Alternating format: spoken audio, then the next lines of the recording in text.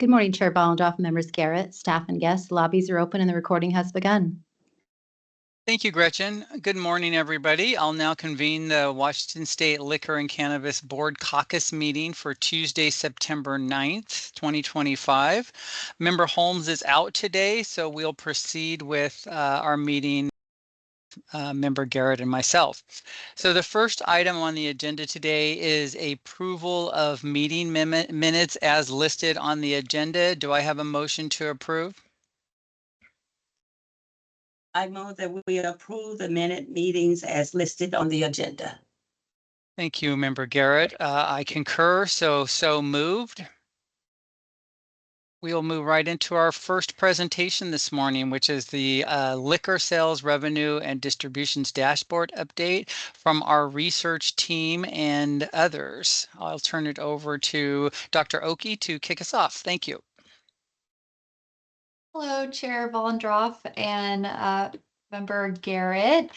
I will just quickly turn this over to Dr. Glodowski. I do just want to say before I turn this over that the whole entire team, especially Nick, Dr. Glodowski, has done such a great job with collaborating and getting this dashboard up and running. And particularly with Nick, he's done a great job with getting this dashboard and collaborating with our subject matter experts with this topic area, both inside the agency and outside the agency, to make sure this dashboard shows really transparent and reliable data. So with that, I'll hand it off to Dr. Glodowski. Thank you. Good morning, Nick. Morning, Chair Bollendorf and Member Garrett. Thank you, Dr. Oki. Today I'm here to present a new dashboard on our external website on liquor sales, revenue, and distributions. And I'll just share my screen before I forget, because I almost did.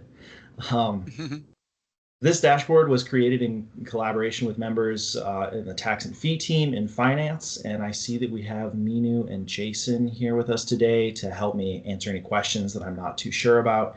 And we also have Valerie Torres from the Department of Revenue, because there's also some data here for taxes that are collected by DOR, which I've included to give a more holistic picture of liquor taxes collected by the state. So she'll also be here to help with any Department of Revenue related questions, and I'll point out those data as we go. Thank you. I'm just going to walk you through all of the pages of the dashboard, so let me know if you have any questions as we go along. So starting off, we have an overview title page just giving some background on the data. So briefly, as a quick overview, LCB collects taxes on beer, wine, and spirits. For beer and wine, these taxes are collected on sales to importers or distributors, and they're imposed on a volume basis, which is liters for wine and barrels for beer. For spirits, LCB collects a spirits issuance fee, while Department of Revenue collects both sales taxes, which are based on the price, as well as a volume tax based on the liter. LCB also collects liquor license fees, and we distribute all of these funds to various entities like the State General Fund, local municipalities, and other agencies, which is set in statute. This dashboard covers all of this information and includes data going over the past 10 years. So after the title page here, we have just an overall look at revenue collected by both LCB and DOR.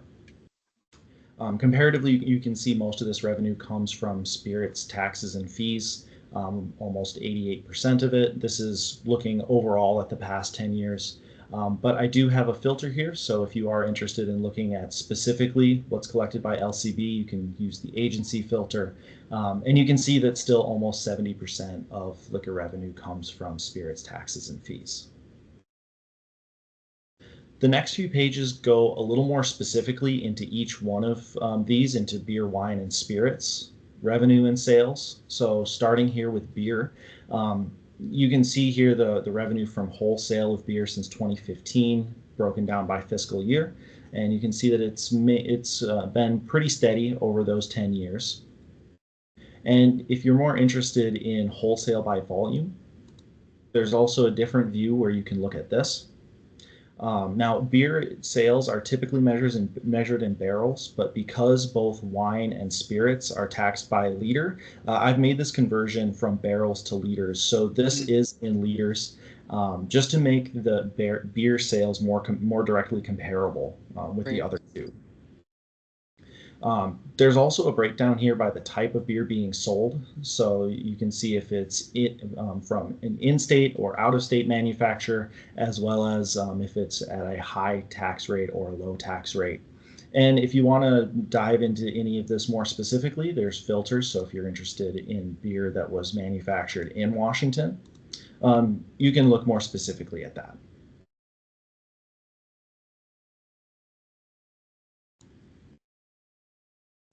Next is a very similar view for wine. So first, again, looking at the tax revenue since 2015, which again has been pretty steady in this time. And again, in addition to looking at the revenue over time, you can also look at sales in liters, which has declined a little bit since 2015. And there's also a breakdown for in-state versus out-of-state. And there are also different tax rates for non-fortified, also called table wine, which is 14% ABV or less, fortified wine, which is over 14%, and cider. And again, say that you're interested in looking specifically at wine that's made in Washington, there's a filter included so that you can look at that information.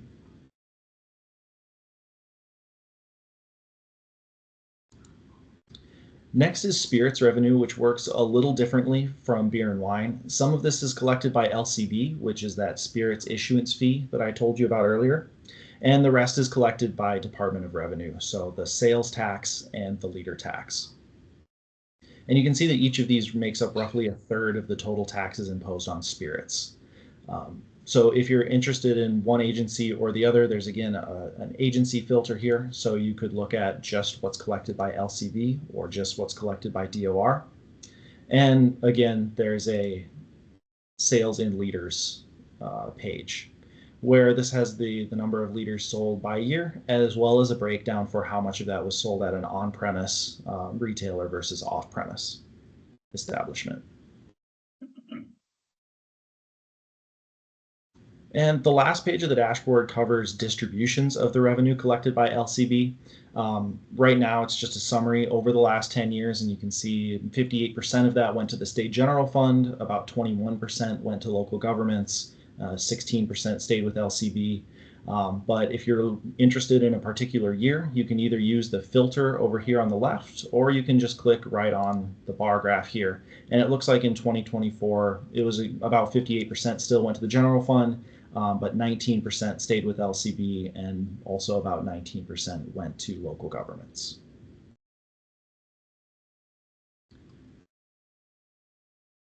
Finally, just one last note. We've recognized that there's been some attention that alcohol consumption has been decreasing with the notion that tax revenue has continued to climb.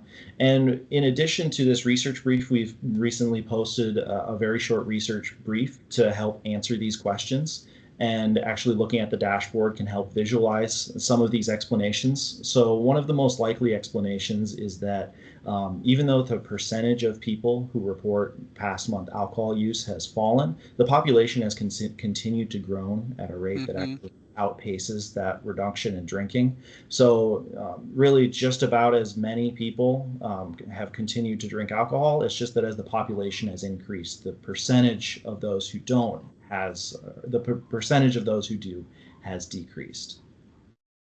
And second, what I wanted to point out on the dashboard is that there are some national surveys that have shown that there may be a shift in preferences away from beer and wine and towards spirit sales, which could also help to explain this because spirits, especially in Washington, are taxed at a much higher rate.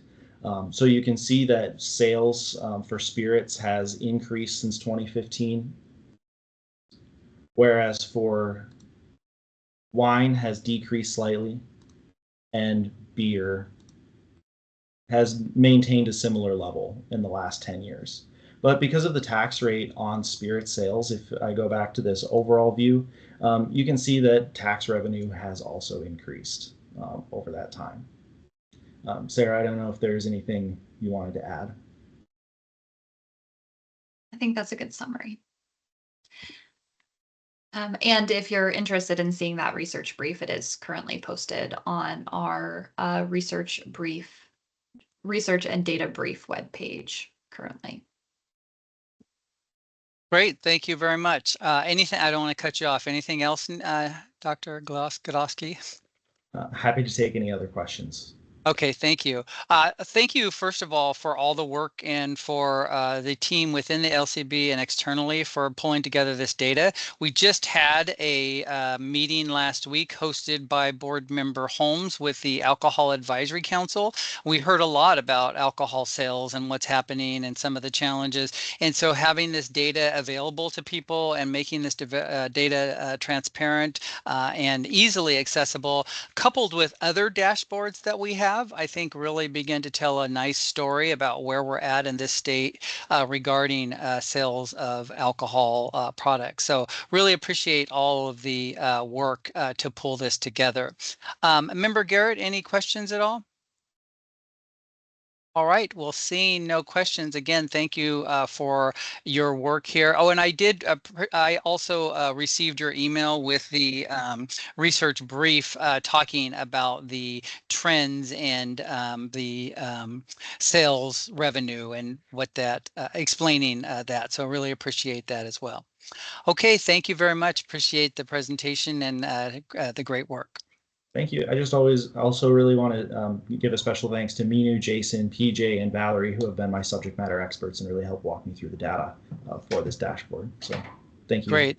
Thank you. And it's wonderful, wonderful to have partners at Department of Revenue and outside agencies that, especially when we have areas of expertise where we can turn in and ask questions. It's always wonderful to have colleagues that we can ask and field questions to. So thank you. Yes, thank you. And yes, I echo those thanks as well. All right, moving right along, we've got Aramark and Washington State University guys of field pilot requests. So we've got Joe from our licensing department. Good morning, Chair Vollendroff and Board Member Garrett. I'm Joe Rademacher, Compliance Consultant with the Compliance and Adjudications team in the Licensing Division. I'm here this morning to present to you the request that Aramark and WSU have provided to us, seeking a pilot program similar to that conducted for University of Washington, this time for services at Washington State University, and in particular, the football stadium Gesa Field, in which they would like to have beer and wine consumption throughout general seating, with the exception of the student section. Representatives from Aramark and WSU have requested this consideration for a pilot. The allowance of beer and wine in the stands for general seating would be prohibited in the student section. Concession stands will sell no more than 2 drinks per transaction and will ensure proper identification checks occur to ensure there are no sales to minors. All beer and wine would be served in different size and colored containers from those that contain non-alcoholic beverages, or they would be sold in their original packaging, which is also distinctive. Beer will be served in 16-ounce clear plastic cups, wine in 9-ounce clear plastic cups. And to assist with overconsumption or the prevention of, the stadium will not allow exit and re-entry of guests who may be consuming alcohol outside the stadium. The total points of service for beer and wine would be limited to 16 fixed and portable locations serving the general admission area, and there are no beer gardens proposed for home football games for 2025. A little bit of background about this service provider and those that came before them. Previously, at the Washington State University campus, there were 2 licensees that held sports and entertainment facility licenses. One was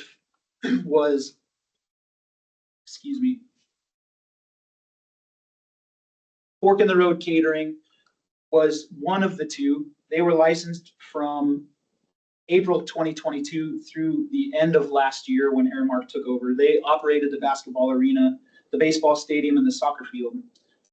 The second was S&S Hospitality, who was licensed at the football stadium, and they operated from September 2018 until Aramark took over last year. Our work with Aramark last year took a period of about 3 months to license, maybe even a little bit longer, and they took over operations for the entirety of the campus. At that time, alcohol service for football games was limited to the pregame locations outside the football field and in limited suite and press sections within. During the licensing process, the service provider was issued a temporary license to allow for service continuity as the football season began at the end of August. Representatives from enforcement conducted several site visits during this temporary licensure period, placing particular emphasis on operations at the pregame venues due to their recent addition to the alcohol operating plan, in which they hadn't been included with the prior service providers. During the first visit, they identified and voiced several concerns to the service provider regarding operations at the pregame venues at Rogers Field, including that the area was not completely secured by 8-foot fencing as stated in the temporary plan, that spirits drinks were being consumed throughout the entire space rather than in confines of the VIP sections, and that there were issues with mask permits that weren't present or non-existent for their providers. During their follow-ups, enforcement found that the service provider had made improvements to the perimeter control, interior alcohol control, and mask certifications as directed.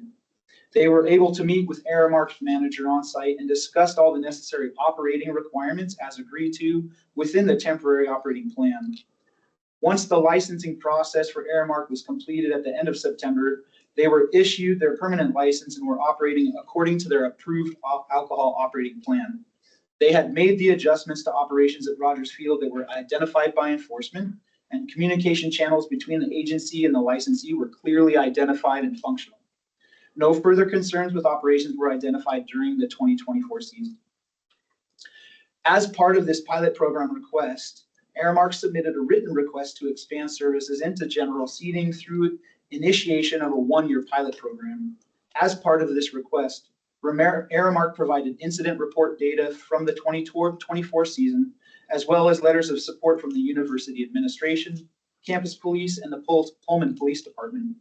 In addition to these items, Aramark and WCU also proposed the following safety and security measures to be implemented as part of any approved pilot: instituting the no reentry policy that we stated earlier, elimination of the Hollingberry Fieldhouse as a pregame alcohol service venue, increased security staffing at field entrances, monitoring for open containers and visibly intoxicated fans, increased staff and security to guest ratio at Gesa Field, Rogers Field, and the Cougar Football Complex to become a ratio of 1:45 on game days. No alcohol in the student section designated on the operating plan, and no alcohol signage and alcohol enforcement and security posted for enforcement at all points of entry to the student seating sections. In April 2025, enforcement conducted a site walkthrough with Aramark and WSU facility management to discuss current operations and future plans at the pregame venues and Gesa Field. Since that time, enforcement has continued to work closely with the licensee during operation discussions, as well as by providing staff training on alcohol service, incident mitigation, and security strategies, further enhancing the licensee's capabilities and fostering a positive and transparent relationship between them and our agency. Licensing and enforcement then met several times throughout the summer to discuss this pilot request, the licensee's efforts to improve operations and communications with the agency, and the potential impact on public health and safety in the local community. In addition to these efforts, Aramark and their representatives worked hard to update their alcohol operating plan to include changes recommended by our agency as a result of this review. I want to point out and thank enforcement in particular. They have quite literally been our boots on the ground over there in Eastern Washington, oftentimes having discussions with the licensee specific to this pilot, providing additional trainings to them as we've gone through this in preparation, not just for this season, but for any pilot should it be approved going forward, and how they can interact with them in a positive way. After reviewing the supporting documents provided by Aramark regarding alcohol-related incident history at Gesa Field, letters from the local authority and WSU, and conducting multiple thorough discussions with enforcement, we're recommending approval of one-year pilot program for beer and wine consumption and general seating at Geza Field. I'd like to take this opportunity this morning to answer any questions you might have as a board before we officially request this pilot at tomorrow's board meeting. So if you do have any questions, I'd be happy to answer them. Thank you, Joe. Board member Garrett, any questions?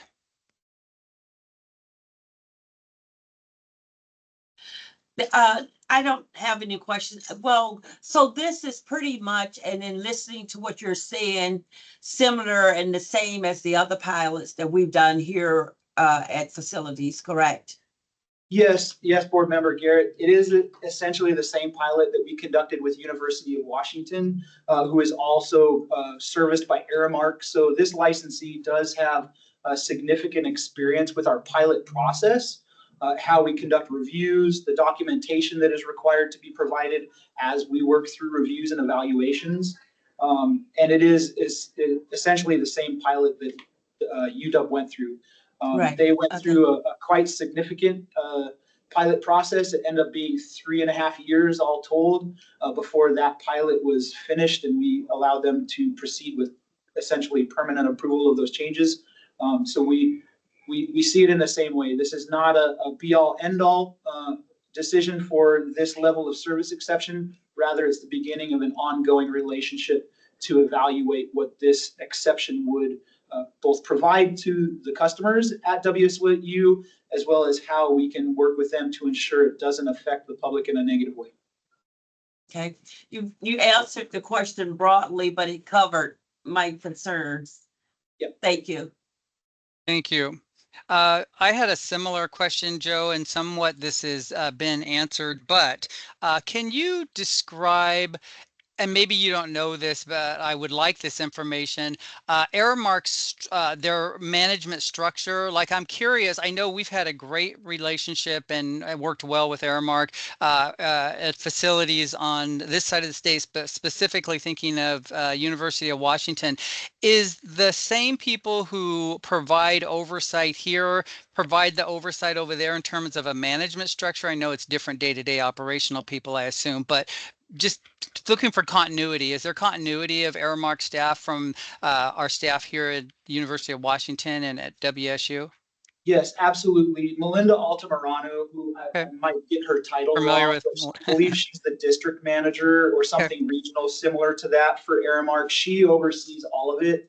Her and her representation at Foster Garvey are they're my go-tos for both University of Washington and WSU. They do have on-site managers in the Aramark hierarchy that are assigned strictly to that licensed location. Enforcement has made contact with the on-site manager with Aramark, so they're more familiar with those people boots on the ground. But definitely, yes, Melinda Altamirano is our continuity between both venues. Great. Well, hearing Melinda's name makes me feel good. And I have mentioned this before. I've seen firsthand how serious Aramark takes their role and responsibility in the service of alcohol in sports and entertainment facilities. So that feels good. My last question has to do with our experience working with Washington State University staff themselves, and what's that been like for our team? In particular, I haven't communicated directly with the WSU staff. As the licensee, we deal directly with Aramark and allow them to communicate with WSU in particular. I can't speak for enforcement, though, because they've been on the ground there. I believe Captain Wissing is joining us today as well, and his team over there. He may have some different perspective on that if he is available to provide input. Any comment, Captain Wissing? Yes. So my team actually has a really strong relationship with WSU PD, now recently promoted chief, now Daniels, in the area. And we've done joint walkthroughs with Aramark and WSU PD, and to ensure that that these events are going to be compliant. WSU wants to see they want to see this project be successful, but their higher priority is safety at these games. And so I'm fairly confident, not say fairly, I am confident that we will see success this season. I also do have my enforcement team. We have a plan to head down to actually observe the Apple Cup. And we will also be we provided some initial training, and now if this pilot program is approved, we will provide additional training to their staff, so that way, again, we can help ensure Aramark's success going forward. Great, thank you. Appreciate your comments. So thank you, Joe. We have received letters of support and we've received letters of concern. So, you know, we're seeing perspectives from both sides on this. We do take our role and responsibility seriously. I appreciate the fact that we've learned a lot, frankly, in our work with sports and entertainment facilities about how to do this right. And it looks like our team has done a good job of setting this up. So we look forward to hearing final comments tomorrow, and we'll take it up at the board meeting. Thank you very much. Thank you. All right, moving right along, we're going to move to our policy and rules team for updates and board meeting prep. And so we've got both Kevin and Jeff presenting today, and we'll start with Kevin giving us our general updates and then transition to Jeff for the final two items. Morning, Kevin. All right. Good morning, Chair Bollendroff and Board Member Garrett. The rules team has maintained a very busy schedule over the last few weeks of summer as we've continued work necessary to implement legislation, work through a backlog of public petitions, and advance existing rules projects. We filed 2 CR 101s on September 3rd, bringing us to 13 rule projects currently. We plan to file one more by mid-September, and we are still looking to file the pending CR 105 package in October as well. So with at least one rule project being completed this month, that would be the seasonal hours project, we will be looking at 14 to 15 rules projects by this time next month. And at that point, all of the legislative rulemaking will be underway. All of the rulemaking in response to petitions that we've accepted will have begun. And really, barring some sort of emergency situation or governor's order, we probably won't be starting any new rulemaking projects for quite some time, likely well into next year.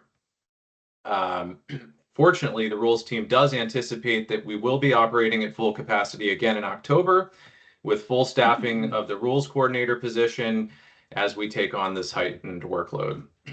So to recap the recent CR 101 filings since our last board meeting, on September 3rd, we filed the CR 101 for the cannabis R&D testing and samples. That was the petition-driven rulemaking from Confidence Analytics. And then we also filed on September 3rd, CR 101 for contract kitchens engrossed House Bill 1602. The informal comment period has begun for both of those projects and will run through October 17th, after which point we will begin working with stakeholders to discuss issues and draft rule language. And then moving on to our upcoming CR 101 filings on September 17th, we're looking to file the cannabis harvest dates on labels, which is the last of the outstanding CR 101s that we need to file for rule petitions. And then, as mentioned, we're still looking to file the CR 105 legislative implementation package for House Bill 1636, House Bill 1698, and second substitute Senate Bill 5786 on October 21st, following next month's board meeting. With so many other complex projects running concurrently and limited staffing level, time dedicated to this particular project has been pretty limited, but we are still cautiously optimistic that that one will meet our October goal. And moving on to current rules, a great deal of work has been ongoing related to the expanded alcohol service areas. That's the implementation of Second Substitute House Bill 1515. 2 rulemaking stakeholder sessions were held at the end of August, and the rules team sat in on another public training session held by our licensing division last week. These public engagements were very well attended. We received great questions and comments, and we have subsequently been continuing conversations with stakeholders and are considering a few relatively minor changes to the draft rules where appropriate as a result. We also heard directly from Representative Reed, the primary bill sponsor, and representatives from the City of Seattle and the Seattle Center, and are coordinating with them to consider their recommendations and help provide clarity for them. Given the flurry of activity on this one, it's hard to say if we'll be in a position to advance to the CR 102 in October as tentatively indicated, but good progress is being made and no significant delays are anticipated. By the end of this week, we plan to post an updated draft of the retail alcohol product placement rules, and we will announce a second round of stakeholder sessions. We're looking at the week of September 20th to do those. The informal comment period for cannabis retail management agreements, that's engrossed Substitute Senate Bill 5403, just closed on September 5th, and we've received a tremendous outpouring of public feedback on this topic. We are currently evaluating that feedback, and our project team is well underway on preliminary draft rules that we'll be taking to stakeholders for discussion in the coming weeks and months. So stay tuned. Working through the issues of concern on this one looks to be a pretty heavy lift for everyone involved, stakeholders as well as the rulemaking team here at the LCB. But we're really encouraged by the participation so far from those representing various perspectives within the industry.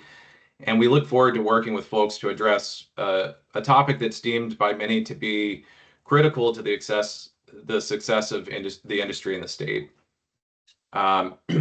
We also have received a significant amount of feedback on the expanded contract kitchen options for domestic breweries and microbreweries. That's engrossed House Bill 1602. And we're evaluating those comments in preparation for active stakeholder engagement next month after the informal comment period ends. Moving on to petitions, following my update, Jeff will present our recommendation on behalf of the Director's Office regarding a petition we received requesting that the LCB initiate rulemaking to require online ID verification for cannabis websites that offer customers the option to reserve items to be picked up later at a physical retail store. And we received another petition on August 18th asking the agency to initiate rulemaking to address unfair business practices and undue influence in the cannabis industry. And the rules team will present our recommendation on that one at the next board meeting in October. So I think that pretty much covers it for now. I'm happy to answer any questions that you may have. Thank you, Kevin. Board Member Garrett, any questions? Thank you, Kevin. I have no questions. Thank you. Thank you. Kevin, I have no questions either. Thank you for the update. You guys are busy as usual. All right, we will transition to Jeff, who's going to talk about board adoption of the CR 103 for seasonal hours requirements for alcohol licensees. Good morning, Chair Vollendorf and Board Member Garrett. At tomorrow's meeting, I will present a CR 103 package to permanently adopt changes to WAC 314-02045 to reduce the minimum number of days per week that beer and wine restaurant license holders must be open for business to the public to maintain their beer and wine restaurant licenses. This permanent year-round change reduces the minimum number of days to be open from at least 3 days per week, 5 hours a day, to a minimum of 2 days per week, 5 hours per day. Many Washington restaurants experience variations in the numbers of customers they serve throughout the year. This can be due to seasonal fluctuations in the number of visitors or part-time residents or other factors. So this change could help licensees save business resources during slower seasons of the year and still maintain their beer and wine licenses by opening 2 days per week. This CR 103 also includes an update to the annual license fee amounts for these two types of liquor licenses, which each will increase from $200 per year to $300 per year, consistent with a bill that passed the legislature in this session, Second Substitute Senate Bill 5786. So I'm happy to answer any questions on this seasonal hours CR 103 package. Thank you, Jeff. I just have one quick question just to clarify. So assuming that the board follows the staff recommendation and we adopt this, when would this actually take effect? This would take effect 31 days from tomorrow because I would file the CR 103 right after the board meeting. So this would take effect on October 11th, 2025. Great. And I just asked that question just because I know staff have worked to have this coincide with the current season and the timing and such. So I appreciate everybody's work to see that that happens, assuming that this is passed. All right. Thank you. We'll take that up tomorrow at the board meeting. I'll let you transition to your next item, which is consideration of online age verification for cannabis retail licensee websites. Yeah, thank you. And good morning again, Chair Vollendorf and Board Member Garrett. At tomorrow's board meeting, I will present the Director's Office response and recommendation to the board regarding a petition for rulemaking we received on July 23rd, 2025 from a member of the public who is asking the board to create a new rules section regarding customer access to websites that some cannabis retail licensees operate. This petition request is to make a new rule section in Chapter 314.55 WAC that would require cannabis retail licensees to ask all of their online customers to provide their official government issued identification, such as a driver's license or a state ID card, when they register to use the site or for an online account on the site. This petition states that this new rule is needed to prevent minors from placing orders for cannabis on these websites. I will provide more detail tomorrow, but because existing laws and rules prevent youth access to purchasing cannabis already by not allowing any person under the age of 21 from entering a licensed cannabis retail store and purchasing cannabis products, the Director's Office staff will recommend denying this petition to require this online proof of identification. Because really in placing an order on one of these websites, it's not a purchase, it's reserving. And the person who makes the purchase has to physically come to the licensed premises and present identification to enter the premises and to purchase cannabis at a point of sale counter. So there's more detail in the analysis that I will present tomorrow, but right now I'm happy to answer any questions about the petition response. Thank you. Thank you, Jeff. Board Member Garrett, any questions? No, I don't have any questions. So what do we do, or do we do anything? Because in the case of somebody standing outside a QFC, a minor giving someone money to go in and purchase for them and stuff, do we have anything in place, or is there any way LCB could even consider monitoring anything like that? Because this would be no different. Let's say a minor is reserving and then go and have somebody to go in and pick up their order. I mean, we have no, and you probably this be a question for enforcement, so I'll just bring that up with Larry on my one-on-one. Sure. That's a great part of the, the prevention piece that we want to prevent youth access to recreational cannabis. So yeah, that is a little bit outside of my range of experience, but I'm sure enforcement has, some strategies that they work with retailers Right. to prevent that. Okay. I have a similar kind of follow-up question. Do we know if I reserve online and I go to pick it up, does my name need to match? Like, does the person who's reserved online need to be the same person that picks it up, or can anybody pick it up on behalf of somebody who's reserved online? I think that's currently up to the way that the e-commerce sort of setup is done by the licensee. I took a look at a couple of websites just to see what this experience is like for a consumer, and some websites appear to just ask for a name, which there's no proof of identification type or anything associated with, so it could be an alias. It's more linked with a telephone number.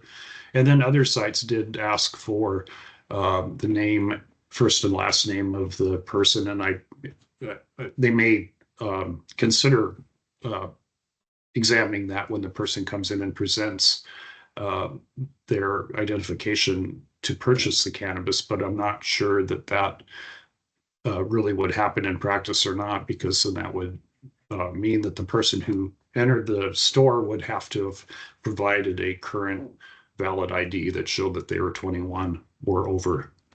But in Okay. a case like that, we probably don't have any control over it, but could it be a recommendation with the retailers that they ask the name of who's placing the order is the same name that's picking up the product? Yeah, that could be a good best practice for the retailers, certainly. The basis for developing a age verification online is, to me, it appears that it would be a pretty technologically daunting thing Right. to do, to try to set up something that was like a foolproof way Exactly, to, and I'm not yeah. implying that we do that. I'm just saying, could we make recommendations to the retailers that they put in their online thing? Whoever's placing the order has to be the person picking up the order. And then we already know whoever pick up the order has to be over 21. Sure, that's great. That's a way to reinforce the need to have diligent ID checks. Right. Yeah. Okay. Great. All right. Well, thank you, Jeff. I think we will take this up in tomorrow's board meeting. Anything else? No, thank you. All right. Thank you very much. All right. Any board member or executive assistant reports? Board member Garrett? Yep. Gretchen? Deb? Nothing today, Chair Volendroff. Thank you. All right. Well, this concludes the board caucus meeting for Tuesday, September 9th. So I'll adjourn the meeting. Thank you. Bye-bye. Bye, everybody.